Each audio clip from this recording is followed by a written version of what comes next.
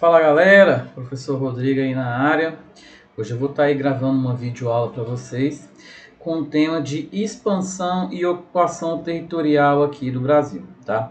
Eu não vou continuar os conteúdos relacionados a totalitarismo, né, Segunda Guerra Mundial e depois Guerra Fria, porque é o mesmo conteúdo do professor de história, tá, pessoal? Então, para não ficar muito cansativo para vocês, eu acho que é importante a gente mudar um pouco essa temática, tranquilo? Galera, o nosso Brasil, nosso país, ele é considerado um país de dimensão continental. Por quê? Porque ele vai ocupar grande parte da América do Sul com seus mais de 8 milhões de quilômetros quadrados. E embora o nosso território seja muito grande, grande parte da população brasileira, né, mais de 50%, ela vai ocupar as regiões litorâneas, que é onde vão se encontrar as maiores cidades do país, conforme vocês podem ver aí nesse mapa, onde nós temos uma grande concentração populacional aqui no litoral e nós temos um grande vazio demográfico no interior do país. Tranquilo? Mas como que se deu essa ocupação? É o que a aula vai estudar hoje, tá, pessoal? E aí eu quero que vocês saibam que a ocupação brasileira ela está intimamente ligada com os ciclos econômicos que ocorreram no país. Tá? Então, quais foram esses ciclos econômicos? No século XVI, com a chegada dos portugueses, a invasão dos mesmos aqui no Brasil, nós tivemos o ciclo do pau-brasil, que, de certo modo, não promoveu a ocupação efetiva do país, que só ocorre, de fato, no século XVII, quando há a primeira interiorização do país com a pecuária e a exploração das drogas do sertão, e a grande ocupação no litoral com os engenhos de açúcar nesse ciclo da cana. Tá? E no século XVIII nós vamos ter também o ciclo do ouro, que foi uma atividade econômica que promoveu a ocupação de muitas cidades, inclusive aqui em território goiano. E por fim, nos séculos XIX e XX, nós tivemos a ocorrência do ciclo de café e da borracha na região norte, o que de certo modo promoveu o desenvolvimento urbano no país. Então vamos começar ali pelo século XVI, né, lá no período do descobrimento, entre aspas, tá? Porque já haviam índios habitando aqui o país. É importante ressaltar que o Brasil ele passou por uma divisão, né, chamada de Tratado de Tordesilhas, que foi um acordo estabelecido entre Espanha e Portugal com o objetivo de evitar conflitos entre os reinos em relação à disputa de terras. Lógico que Portugal, ao longo dos anos, ele desobedece esse tratado estabelecido, mas ele tinha esse objetivo de evitar conflitos. E aí a primeira regionalização que ocorreu no país foram por meio das capitanias hereditárias. Embora o país ele tenha sido dividido entre essas capitanias, é importante ressaltar que o interior do país ele ainda era inexplorado, ele era inabitado, pelo menos pelos portugueses, beleza? E aí o que eu queria dizer para vocês? Que a ocupação brasileira, logo após a invasão dos portugueses aqui no Brasil, né, ele se limitava à extração do pau-brasil, que de certo modo ele devastou grande parte da Mata Atlântica. Por quê? A Mata Atlântica hoje ele é o bioma mais devastado do país. Estima-se que apenas exista 5% da sua vegetação nativa. Por quê? Porque é o bioma que está localizado no litoral brasileiro, que foi a primeira região explorada pelos portugueses. E embora, né, a exploração do pau-brasil, que tinha uma importância muito grande, né, por quê? Por que teve esse nome pau-brasil? Inclusive, né, esse recurso ele deu o nome do nosso país. Antes, Pedro Álvares Cabral e os portugueses, eles chamavam o Brasil de ilha ou terra de Santa Cruz. Tá? E aí, qual que era a utilidade do pau-brasil? Ele servia para tingir roupas na Europa, era uma madeira muito nobre, só que, embora houvesse a grande exploração desse recurso, ela não estimula a ocupação de territórios. Por quê? Porque o pau-brasil, como que se dava a sua exploração? Os portugueses iam a uma determinada localidade, né, extraía aquele pau-brasil, né, e iam para outras localidades, ou seja, não houve uma construção de um povoado, de uma vila que se dedicasse exclusivamente a essa extração.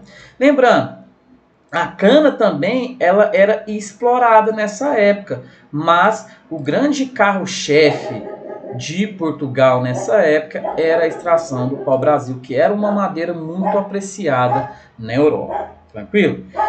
E aí, pessoal, no século XVII que começa de fato a ocupação econômica, a ocupação de territórios, com o ciclo econômico do açúcar. Lembrando que o açúcar lá na Europa ele era um produto muito valorizado.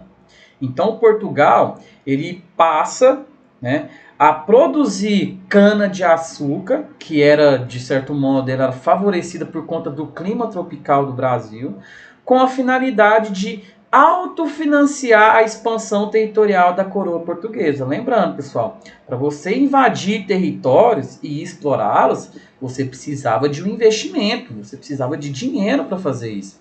E foi o ciclo econômico do açúcar, né, que possibilitou com que a coroa portuguesa ela invadisse mais territórios aqui no Brasil.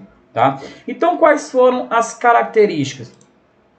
Pessoal, o açúcar, né, lembrando que a sua produção se espacializava ali no litoral brasileiro, ele possibilitou a construção de engenhos, que de certo modo promoveu a ocupação de algumas cidades, ali no Nordeste brasileiro sobretudo, com os engenhos.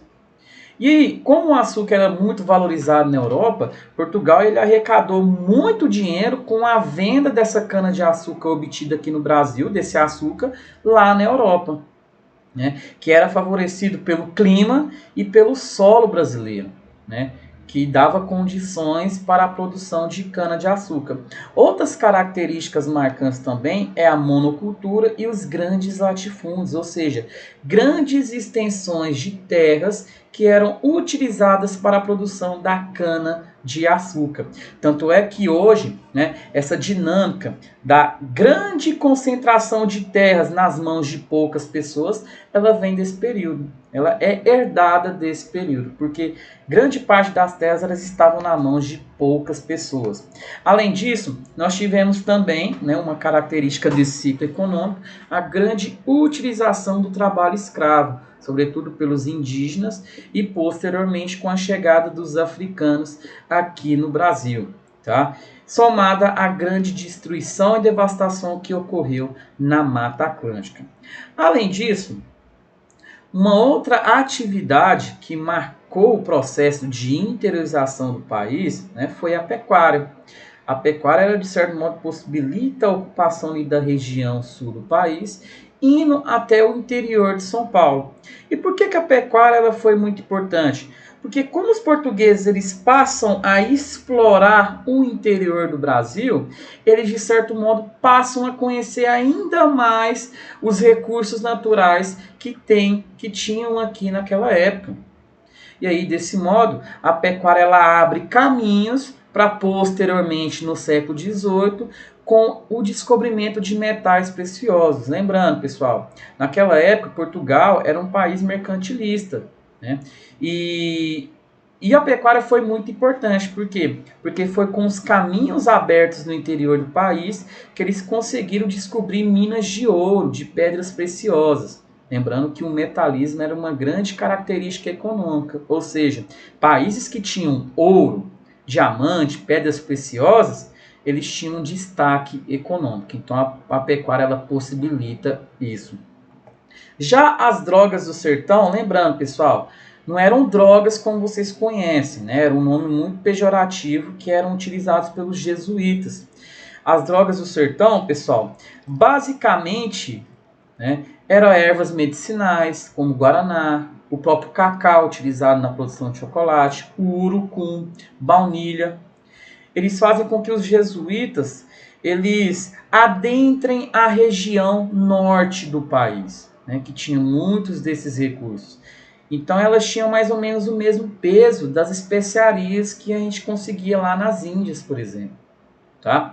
E aí diversas fortalezas elas foram, de certo modo, criadas para impedir a invasão dos espanhóis. Vocês lembram lá daquela divisão? Pois é, Portugal com os portugueses com os jesuítas, com essa ocupação da região norte, ela passa a desobedecer, né, o Tratado de Tordesilhas que foi acordado entre os dois países. Tudo bem? E aí, pessoal, no século XVIII, né, o açúcar ele vai entrando em decadência. E aí, a coroa portuguesa, ela sente a necessidade de iniciar novas atividades econômicas. De modo inicial, a pecuária, né, ela começou a ser uma atividade econômica muito praticada. Só que ela não era tão lucrativa como o cultivo da cana. E aí a colônia ela precisava de novas alternativas para financiar ainda mais a sua extensão territorial em colônias americanas. E aí o que acontece? Vocês lembram que eu havia dito que a pecuária ela abriu caminhos na região sul e ali no interior de São Paulo, né? E fez com que portugueses encontrassem minas de ouro? Pois é, a mineração ela foi uma atividade muito predominante, muito lucrativa nessa época. Por quê? Porque, conforme eu havia dito, né? Todos os países que têm metais preciosos em seu interior, pelo menos a posse dos mesmos, eram países considerados ricos, que tinham destaque econômico. E aí, pessoal, com o fim da atividade de açúcar, né, do ciclo do açúcar, a mineração que se inicia em Minas Gerais e logo em seguida em Goiás e Mato Grosso, ela passa a ser a grande atividade econômica da época. E aí, pessoal, como a mineração ela se deu no interior do país, muitas pessoas que moravam no litoral, né, e queriam ter uma vida melhor, elas passaram a migrar para essas regiões. Então, por exemplo, cidades aqui, citando o exemplo do território goiano, como Pirinópolis e Goiás Velho, foram cidades, vilas que foram fundadas com o objetivo da mineração. Lembrando que o ouro aqui era de aluvião, que era encontrado na beira dos rios, tá? Ele se perdurou por muitos anos aqui, né, em Goiás Velho, sobretudo. Tanto é que Goiás Velho, por conta da mineração, ela foi capital por muito tempo, né? Então, por exemplo, outras cidades como Ouro Preto, Cuiabá, eles foram cidades que se desenvolveram a partir da atividade aurífera. Entretanto, pessoal, exploração de ouro ela tem um prazo de validade. E aí o que acontece? A partir do momento em que as pessoas elas passam a explorar aquele ouro, inclusive a coroa portuguesa ela precisou cobrar impostos. Por quê? Porque a partir do momento que muitas pessoas estavam explorando esse ouro, Portugal estava encontrando prejuízo. Então, uma das formas que Portugal encontrou para lucrar com essa exploração foi o quê? Foi criando impostos. Então, regiões de Goiás, Minas Gerais e Mato Grosso, elas passaram por um processo de expansão populacional. Entretanto, conforme eu já havia dito, as minas de ouro elas têm um prazo de validade. E a partir do momento que essas preciosidades foram se esgotando, né, o povo ele foi abandonando essas cidades. Tanto é que Goiás Velho, quando a mineração ela acaba, né, ela já não traz tanto lucro para a cidade, Goiás Velho fica abandonado, né? Ela entra num estado de crise econômica.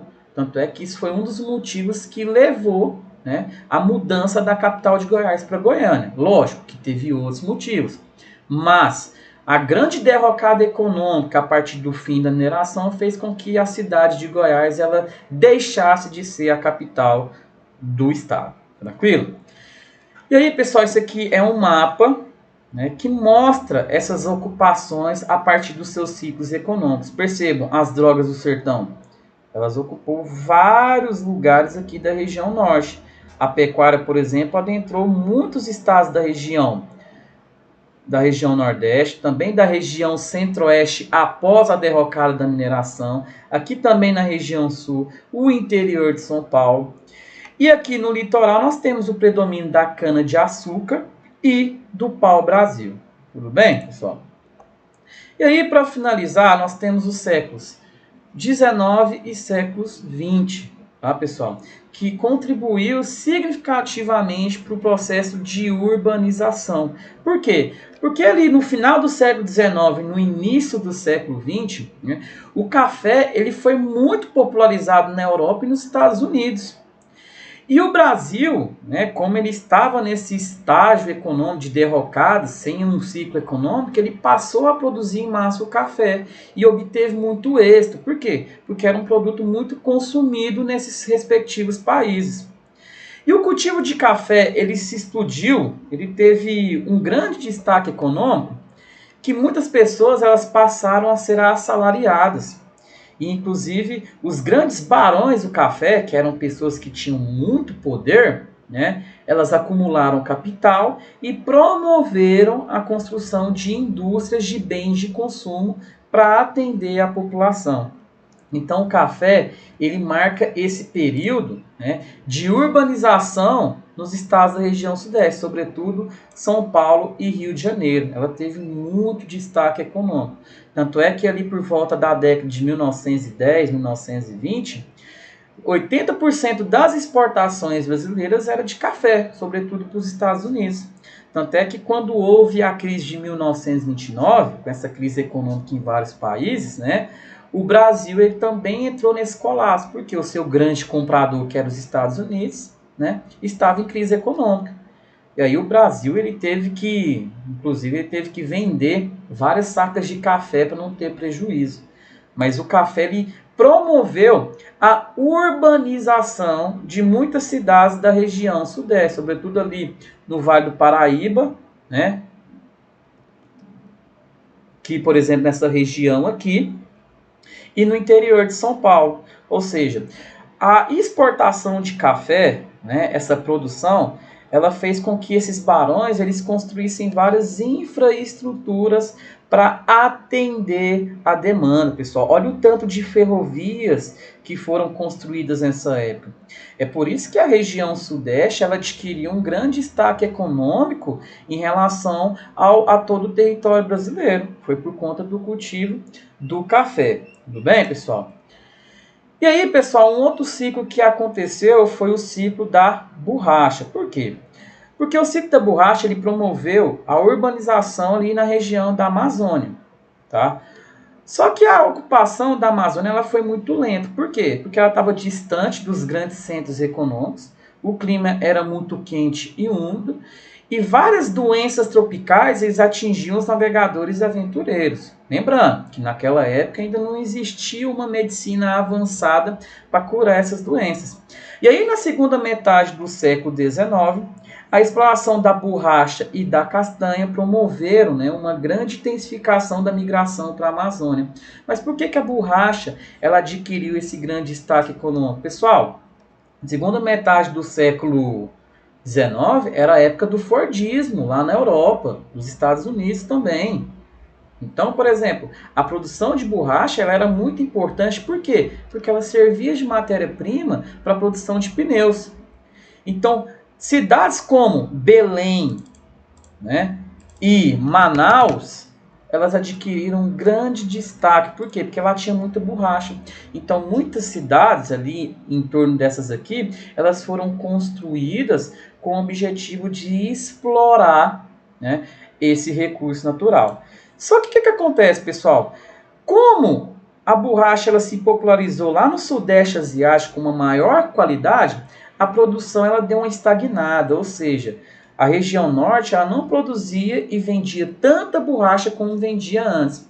E aí ela deixa a Amazônia ser uma função econômica. Lembrando que a Amazônia ela só tem uma função econômica reestabelecida no período da ditadura militar, que tinha o propósito de integrar a Amazônia à economia do país. Mas a grande ocupação da região norte se deu por conta do ciclo da borracha. Tudo bem, pessoal? Então, qualquer dúvida, vocês me procurem no GR8 ou no Google Class, tá? Estou aí à disposição de vocês. Beleza? Valeu!